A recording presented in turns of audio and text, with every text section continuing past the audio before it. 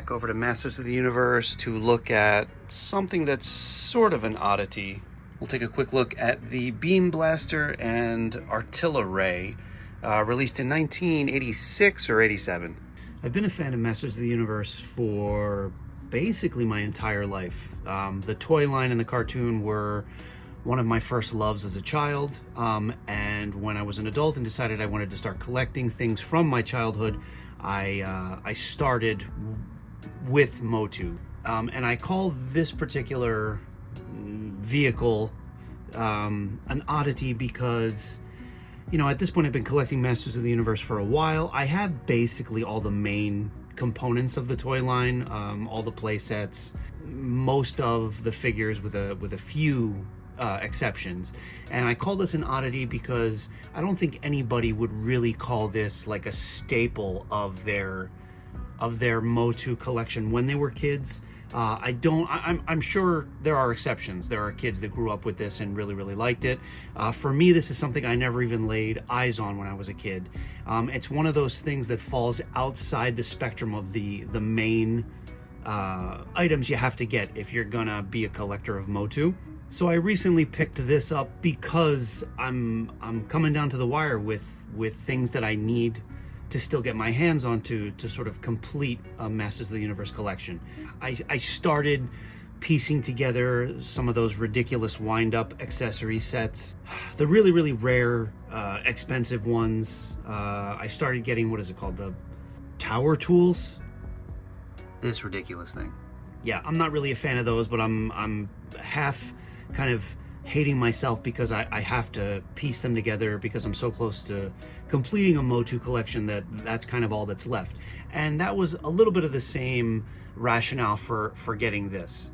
I do have to reiterate that my main motivator for collecting this stuff is nostalgia. I buy the stuff I had when we were kids back in the 80s to celebrate and commemorate what was like a pretty idyllic childhood, a time in my life that I still miss. And by collecting these things that are for the most part kind of artifacts marking pop culture history, I mean, that's why I do this. So anyway, I am glad to have this in the collection for that reason, but this does not like check a main box for me because I don't really have any nostalgia for this. But anyway, getting all that nonsense out of the way, let's take a quick look at this vehicle slash headpiece that was released late in the line to kind of extend the life of the line. They were trying a bunch of weird little things like lights and sounds and light detection, as well as the wind-up feature stuff to keep kids interested in He-Man. And there really isn't much to it. I think probably in 86, 87, this would have been really interesting to some kids. Not to me, because again, I never really liked gimmicks. From a design standpoint, I really like the Artilleray because it looks a lot like something from the world of Masters of the Universe. It's very canon in that sense. It looks very much like the sky sled kind of thing that you saw a lot on the cartoon. It also looks a little bit like the thing that He-Man jumps on and flies around in the live action movie. Well, at least this part of it does. I don't think there was this giant thing on front of it. But anyway, from a design standpoint, yeah, it fits right in with the look and the aesthetic of the line. It is a big solid piece. Your figure, oh, there are wheels underneath. It does take 2 AA batteries.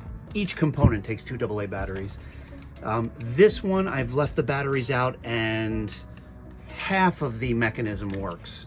But the one built into this does need a little bit of TLC. So it does have 2 handles here and here. I've got to work on re-gluing some of these stickers. For the most part, the stickers on this one have stood the test of time. I'll switch here.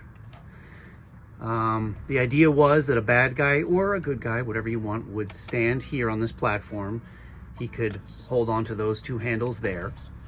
And let's use Clamp Champ to demonstrate here.